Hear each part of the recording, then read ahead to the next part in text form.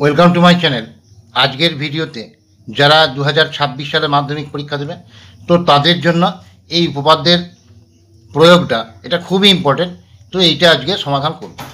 দেখো দেওয়া আছে কোনো বৃত্তের পি কিউ ও আর এস দুটি জ্যা বৃত্তের অভ্যন্তরে এক্স বিন্দুতে পরস্পরকে ছেদ করেছে।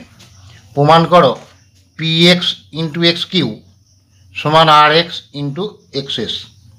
কোনো বৃত্তের পি কিউ এবং আর এস দুটি জ্যা বৃত্তের অভ্যন্তরে এক্স বিন্দুতে পরস্পরকে ছেদ করেছে।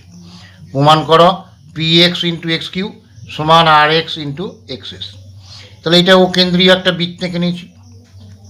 এবার দেখো এই একটা জ্যা পি কিউ, এই একটা জ্যা আর এস পরস্পরকে এক্স বিন্দুতে ছেদ করেছে। তাহলে প্রমাণ করতে হবে এইটা।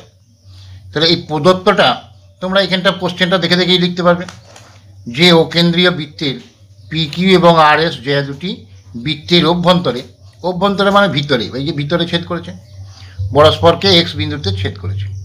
এইটা প্রদত্তটা এখান থেকে দেখেই লিখতে পারবে। এবার প্রামাণ্য মানে যেটা প্রমাণ করতে হবে, এটা প্রমাণ করতে হবে। তাহলে প্রমাণ করতে হবে যে P X into X Q সমান R X into X S. এটা দেখে দেখে লিখে দিলেই হবে। তাহলে প্রদত্তটা আর প্রামাণ্যটা প্রত্যেক স্টুডেন্টই পারবে।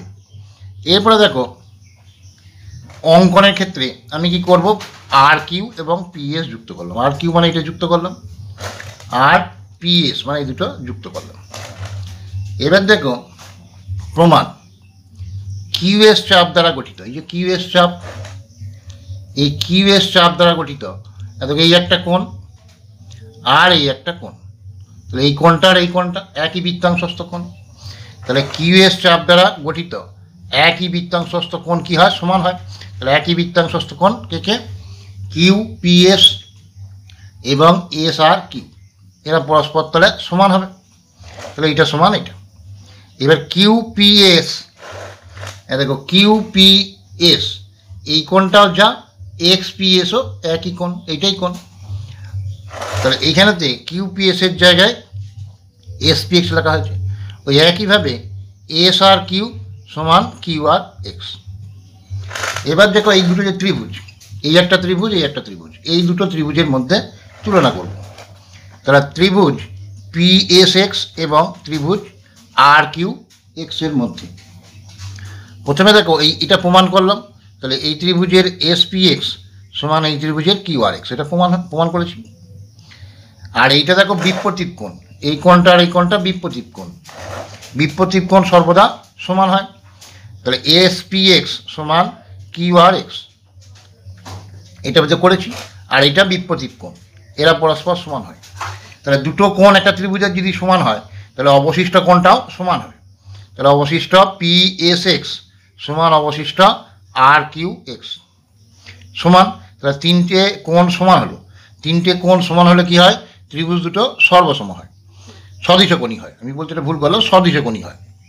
তিনটে কোণ পরস্পর যদি সমান হয় দুটো ত্রিভুজের তাহলে সদৃশকোণী হয়।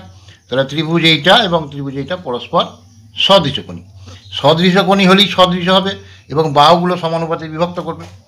তাহলে এই ত্রিভুজ দুটো পরস্পর সদৃশ, সদৃশ মানেই এর বাহুগুলো সমানুপাতি হবে।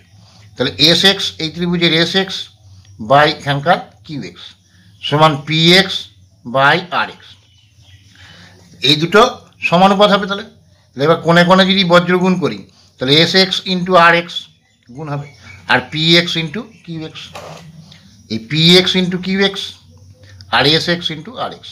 তাহলে P X into X Q সমান R X into X S. এটাই প্রমাণ করতে বলেছিল। তাহলে এটাই প্রমাণিত। আশা করি বুঝতে পেরেছ। আর যদি কারো কোনো অসুবিধা থেকে থাকে আমাকে হোয়াটসঅ্যাপে বা কমেন্টে জানাবে, আমি চেষ্টা করব আবার বলে দেওয়ার, বা অন্য কোনো অঙ্কের সমাধান প্রয়োজন থাকলে হোয়াটসঅ্যাপে যোগাযোগ করতে পারো, হোয়াটসঅ্যাপ নাম্বার দেওয়া আছে। আর ভিডিওটা যদি এতটুকুও ভালো লেগে থাকে তাহলে লাইক করো, শেয়ার করো, সাবস্ক্রাইব করো।